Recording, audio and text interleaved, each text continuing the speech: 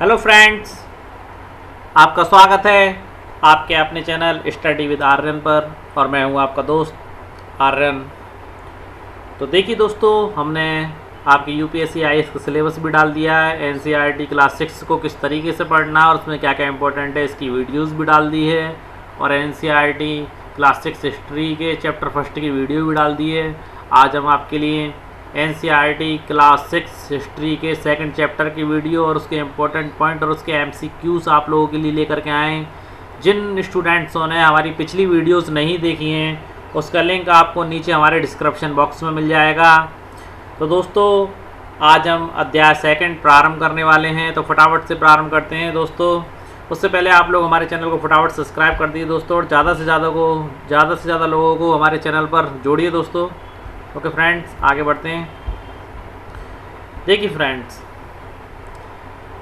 सबसे पहला जो एमसीक्यूज में जो हमने क्वेश्चन डाला वो देखिए, भारतीय उपमहाद्वीप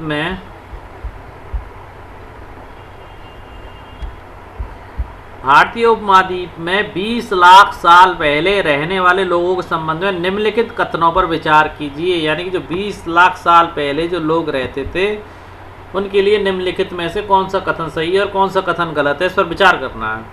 तो दोस्तों देखिए, ऐसे ही क्वेश्चंस आपके यूपीएससी आईएएस एग्ज़ाम में आते हैं। डायरेक्ट क्वेश्चन नहीं आते अदर कॉम्पिटिटिव एग्ज़ाम की तरह।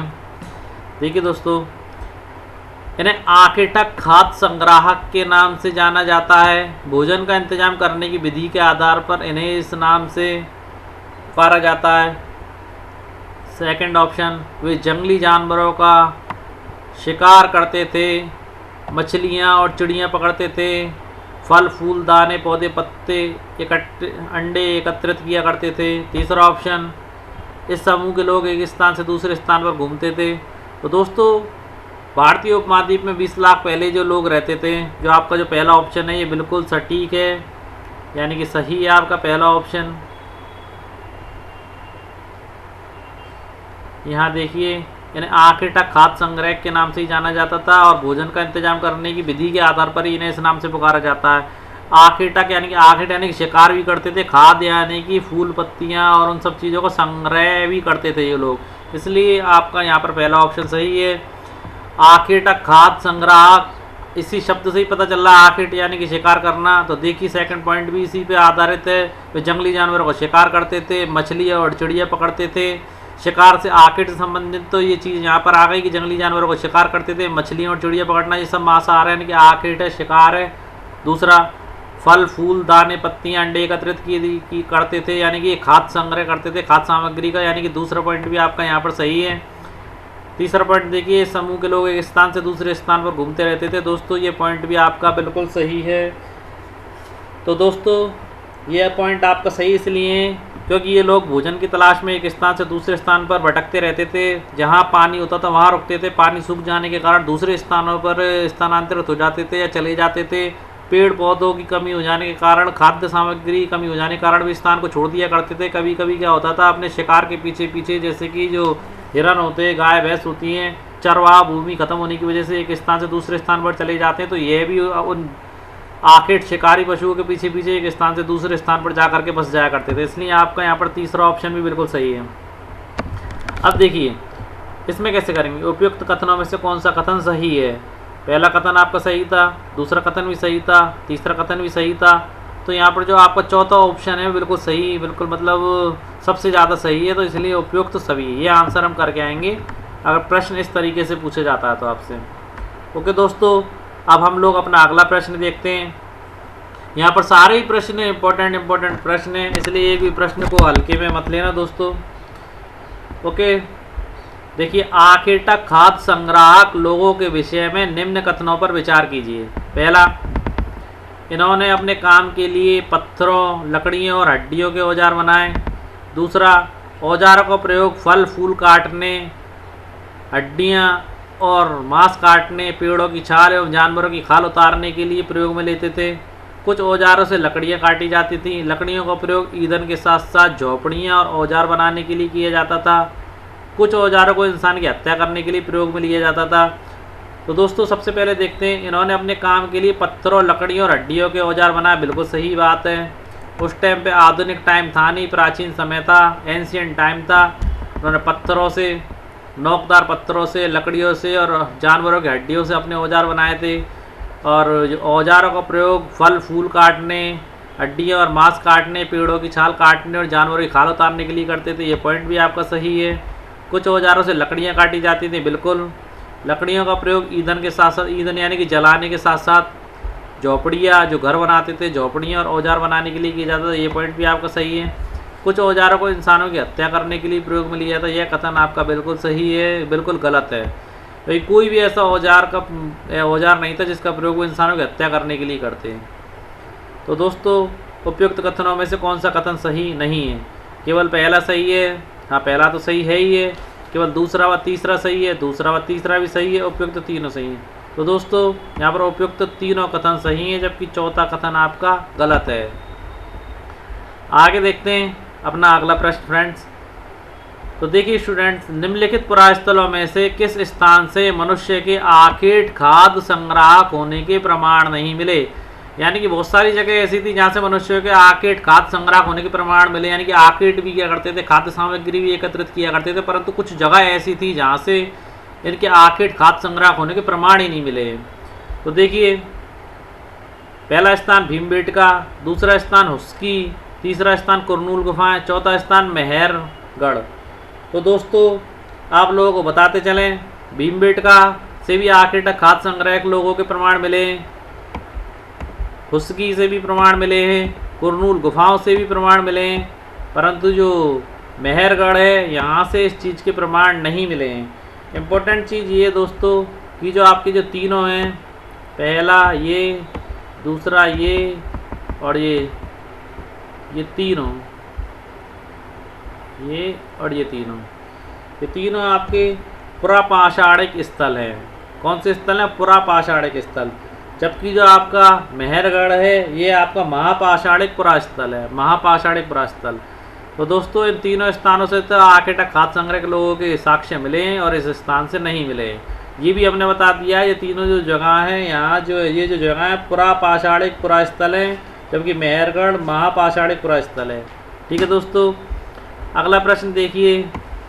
अगला प्रश्न देखिए स्टूडेंट्स, राख के अवशेष हमें किस पुरास्थल से मिले हैं? राख के अवशेष हमें किस पुरास्थल से मिले? पुरास्थल यानी प्राचीन स्थल जिसे पुरातत्व विद्वाओं ने खुदाई करके निकाला है, या पुरास्थल जो मिला है। राख के अवशेष भीमबेटका से मिले हैं, ऑप्शन सेकंड कुरनूल गुफाओं से मिले हैं, या हुस्की से मिले हैं, या चिरांद से मिले हैं। तो दोस्तों, यहाँ आपका पहला ऑप्शन भीमबेटका गलत है। आपका सेकंड ऑप्शन है कुरनूल गुफाओं, कुरनूल गुफाएं।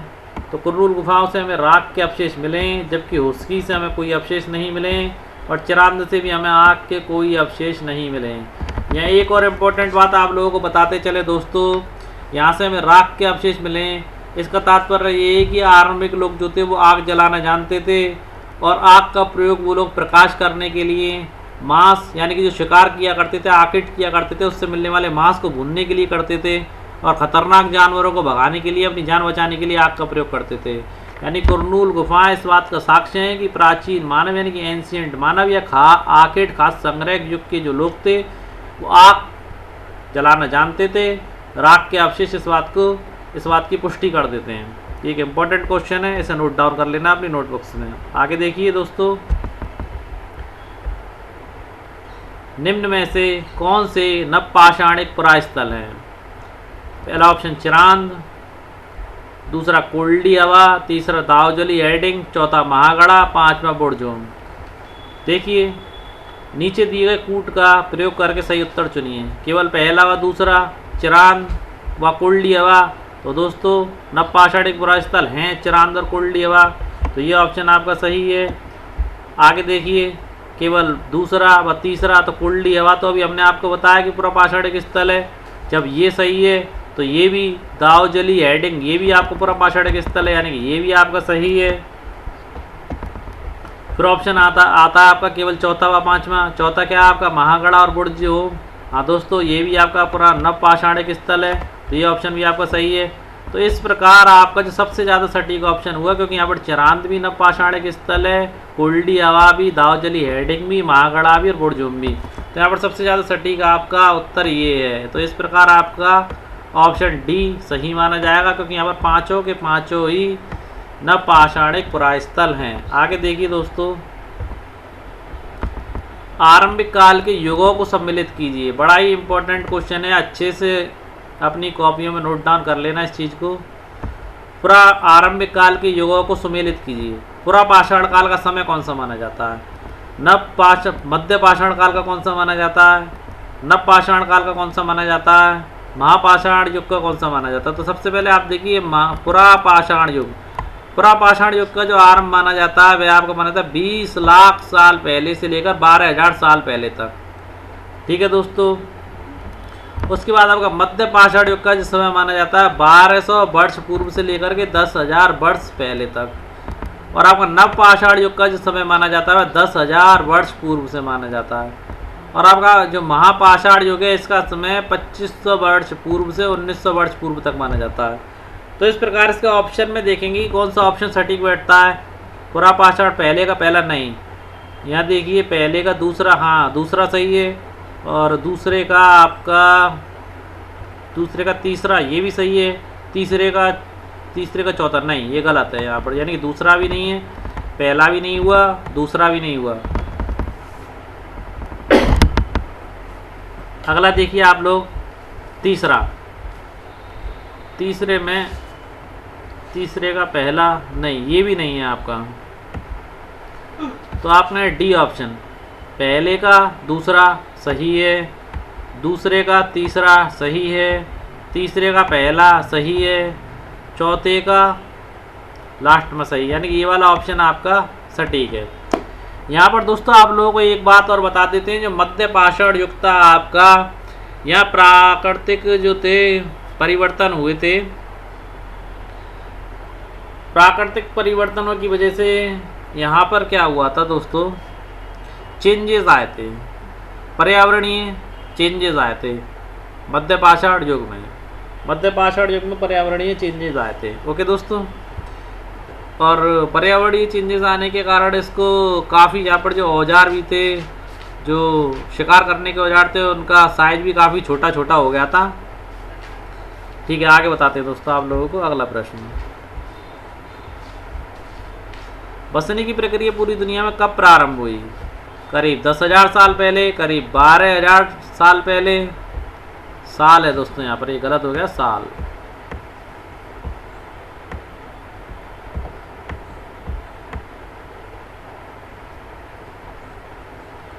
करीब 12,000 साल पहले।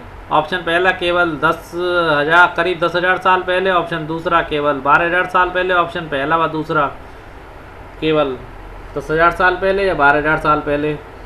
ऑप्शन पहला व दूसरा दोनों गलत हैं। तो दोस्तों बसने की प्रक्रिया जो प्रारंभ हुई थी आपकी 12,000 साल पहले हुई थी। इस प्रकार आपका जो सेकंड ऑप्शन है वह सही है, केवल 2। आपको एक चीज़ बताते चले दोस्तों, बसने की प्रक्रिया का प्रारंभ आपकी 12,000 साल पहले हुआ था, और ये मेहरगढ़ नामक स्थान था, वहाँ से इस बसने की प्रक्रिया का प्रारंभ हुआ था। और नेक्स्ट क्वेश्चनों में हम इस पॉइंट को आपको बिल्कुल क्लियर कर देंगे। आगे देखिए, यहाँ देखिए, यह पुरा पाषाणिक पुरास्थल, जो लाल निशान है, पुरा पाषाणिक पुरास्थल भीमबेटका पुरा पाषाणिक पुरास्थल है। कुरनूल गुफाएं, ये पुरा पाषाणिक पुरास्थल है। यहाँ से आर्किटेक्ट खाद्य समूह संग्राहक लोगों के होने के प्रमाण मिले, यानी कि ये तीनों जो आपके हैं तो ट्राइंगल बनता है, ये ट्राइंगल आपके पुरा पाषाणिक पुरास्थल का है। और बाकी के मेहरगढ़, बुढ़झूम, महागढ़ा, कुल्डी हवा, चिरांद, दावजली हेडिंग और पैमपल्ली और हिल्लूर, ये सारे के सारे आपके नवपाषाणिक पुरास्थल है। तीसरा महापाषाणिक पुरास्थल, महापाषाणिक पुरास्थल आपके दो ही हैं, ब्रह्मगिरी और आदि चन्नलूर। ओके दोस्तों, सारी चीज़ हमने एक नक्शे के अकॉर्डिंग आपको क्लियर कर दी है, बजाय क्वेश्चंस के।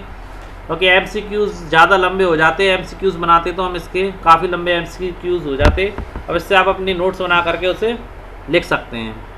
एक इम्पॉर्टेंट बात आपको बता देते हैं कि जौ और गेहूं का उगना सबसे पहले अपनी कल की वीडियो में बताया था 8000 वर्ष पहले जो हुए थे वो आपके जिन पहाड़ी क्षेत्रों में हुए थे वो पहाड़ी क्षेत्र आपके इन्हीं क्षेत्रों में आते हैं, मेहरगढ़ के क्षेत्रों में। कौन से क्षेत्रों में आते दोस्तों? मेहरगढ़, मेहरगढ़ इसी क्षेत्र में हुआ था। ध्यान रखना दोस्तों, कल भी हमने आप लोगों को बताया था। एक बार और फिर से बता देते हैं कल वाले नक्शे को, जिससे आपका ये पॉइंट बिल्कुल ही क्लियर हो जाए। ये देखिए, किरदर और सुलेमान पहाड़ियों पे सबसे पहले 8000 वर्ष पूर्व जौ और गेहूं की फसल हुई थी। और ये जो पहाड़ी क्षेत्र है किरदर और सुलेमान पहाड़ी क्षेत्र, यही आपका वर्तमान में मेहरगढ़ के नाम से डेवलप्ड हुआ था, मेहरगढ़। ओके दोस्तों, आगे देखिए। गर्तवास एक शब्द है। गर्तवास के संबंध में निम्नलिखित कथनों पर विचार कीजिए। गर्तवास शब्द है और गर्तवास रहने की जगह को कहा जाता है। तो इस शब्द के संबंध में निम्नलिखित कथनों पर विचार करने के लिए कह रहा है हमसे। अब देखिए, पुरातत्वविदों को कुछ परास्थलों पर झोपड़ियों और घरों के निशान मिले जो जमीन के नीचे बनाए गए थे। दूसरा, बुर्जहोम के लोग, बुर्जहोम एक स्थान है जो कश्मीर में स्थित है। बुर्जहोम के लोग, बुर्जहोम कश्मीर को बुर्जहोम ही कहते हैं। पहले बुर्जहोम कहलाता था, अब कश्मीर कहलाता है। बुर्जहोम के लोग जमीन के नीचे घर बनाकर रहते थे जिन्हें गर्तवास कहा जाता है। तीसरा, इन घरों में, ये गलत है, इन घरों में उतरने की सीढ़ियाँ होती थीं, इससे उन्हें ठंड के मौसम में सुरक्षा मिलती थी। चौथा पॉइंट, पुरातत्वविदों को घर के अंदर व बाहर दोनों स्थानों पर आग जलाने की जगह मिली है। चौथा, गर्तवास पेड़ों के ऊपर बनाए जाते थे। अब देखिए आपका पॉइंट पहला, पुरातत्वविदों को कुछ परास्थलों पर झोपड़ियों और घरों के निशान मिले हैं जो जमीन के नीचे बनाए गए थे। बिल्कुल सही है दोस्तों, जो झोपड़ी और घरों के निशान मिले जमीन के नीचे बनाए गए थे। घर की जमीन के नीचे ही जो चीज़ बनाई जाती है ना, उन्हें ही गर्तवास कहते हैं। यानी कि आपका पहला पॉइंट बिल्कुल सही है। बुर्जहोम कहाँ पर मिले थे, ये पॉइंट भी आपको बिल्कुल सही है। सेकंड पॉइंट है, बुर्जहोम जो कि कश्मीर है, कश्मीर के लोग जमीन के नीचे घर बनाकर रहते थे जिन्हें गर्तवास कहा जाता है, ये बिल्कुल सही है। इन घरों में नीचे उतरने के लिए सीढ़ियाँ होती थी, ये बात भी बिल्कुल सही है। ये कश्मीर में ठंड ज़्यादा पड़ती है, बिल्कुल सही है आपका पॉइंट तीसरा भी। पुरातत्वविदों को घर के बाहर व अंदर दोनों जगह आग जलाने के स्थान मिलते थे, ये पॉइंट बिल्कुल सही है। कभी वो लोग घर के अंदर खाना बनाया करते थे, कभी वो लोग घर के बाहर खाना बनाया करते थे। कश्मीर का टेम्परेचर तो आप लोगों को आज ही बताया, आज भी कश्मीर आपका काफ़ी ठंडा एरिया है। गर्तवास पेड़ों के ऊपर बनाए जाते थे, नहीं, बिल्कुल गलत है। गर्तवास आपके ज़मीन के नीचे ही बनाए जाते थे। अब देखिए, उपयुक्त कथनों में से कौन सा कथन गलत है।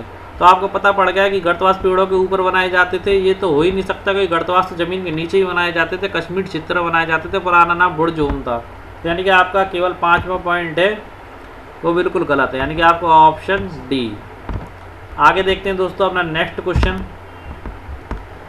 मेहरगढ़ के संबंध में निम्नलिखित कथनों पर विचार कीजिए। ये ईरान जाने वाले सबसे महत्वपूर्ण रास्ते बुलंद दर्रे के पास हरा भरा समतल स्थान है। यह चौकोर व आयताकार घरों के साक्ष्य मिले। प्रत्येक घर में 4 या उससे ज़्यादा कमरे हैं। यहाँ से ऐसी कब्रें भी मिली हैं जिसमें मनुष्य के साथ साथ बकरी को भी दफनाया गया है। यहाँ से हिरण, सूअर जैसे जंगली जानवरों व भेड़ बकरियों की हड्डियाँ मिली हैं। मेहरगढ़ एक महापाषाणिक स्थल है। तो दोस्तों दोबारा ऑप्शन देखते हैं। यह ईरान जाने वाले सबसे महत्वपूर्ण रास्ते बुलंद दर्रे के पास एक हरा भरा समतल स्थल है, बिल्कुल सही बात है। मेहरगढ़ नक्शे में भी हम आप लोगों को दिखा चुके हैं, ईरान जाने वाले रास्ते पे ही है, आउट ऑफ इंडिया, जो पाकिस्तान में स्थित है। मेहरगढ़ के संबंध में जो कथन है बिल्कुल सही है कि बुलंद दर्रे के पास एक हरा भरा समतल मैदान है। यह चौकोर व आयताकार घरों के साक्ष्य मिले। प्रत्येक घर में 4 या उससे ज़्यादा कमरे थे, बिल्कुल सही है। यहाँ पर जो घरों के जो डिज़ाइन है वो चौकोर थे, आयताकार थे, और उनके घरों में शायद अन्न के भंडारण के स्थान भी थे, इसलिए 4-4 कमरों के घर हुआ करते थे या उससे ज़्यादा के। यहाँ से ऐसी कब्रें भी मिली जिसे मनुष्य के साथ बकरी को भी दफनाया गया था, बिल्कुल सही बात है। यहाँ ऐसी कब्रें मिली है जिसे मनुष्य के साथ एक नहीं बल्कि 2-2 बकरियों को दफनाए जाने के साक्ष्य प्राप्त हुए हैं। यहाँ से हिरण, सूअर जैसे जंगली जानवरों और भेड़ बकरियों की हड्डियाँ मिली हैं, बिल्कुल मिली हैं। यहाँ से मेहरगढ़ एक महापाषाणिक स्थल है। दोस्तों यहाँ देखिए, हमने आपको थोड़ी देर पहले ही एक नक्शा दिखाया था। ये महापाषाणिक स्थल मेहरगढ़ कहाँ से हो जाएगा? मेहरगढ़ तो आपका नवपाषाणिक पुरास्थल है, यानी कि आपका ये ऑप्शन जो है इसमें 5वां, ये ऑप्शन गलत है। तो देखिए उपयुक्त कथनों में से कौन सा कथन गलत है? ऑप्शन आपका 5वां गलत है, तो यानी कि ऑप्शन डी ये हुआ आपका। आगे देखिए दोस्तों इस तरीके से हमने आप लोगों को अपनी पूरी वीडियोस बता दी है कि किस तरीके से आपको पढ़ना है, किस तरीके से आपको चैप्टर 2 का अध्ययन करना है। और अगर इससे संबंधित कोई भी आपके क्वेश्चंस हो या क्यूरीज हो तो वो आप कमेंट्स बॉक्स में हमसे पूछ सकते हैं। परंतु दोस्तों वीडियोस को ज़्यादा से ज़्यादा लोगों को शेयर करें, ज़्यादा से ज़्यादा लोगों इसे सब्सक्राइब करें, जिससे हम और अच्छी मेहनत करें और आप लोगों को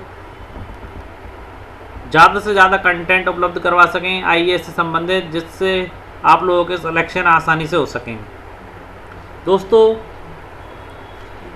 कल हम इसी सीरीज़ की एमसीक्यूज़ की क्लास 6 की हिस्ट्री का तीसरा चैप्टर लेकर के आएंगे। जब तक आप लोग हमारे साथ बने रहिए। ओके दोस्तों, बाय बाय फ्रेंड, जय हिंद दोस्तों।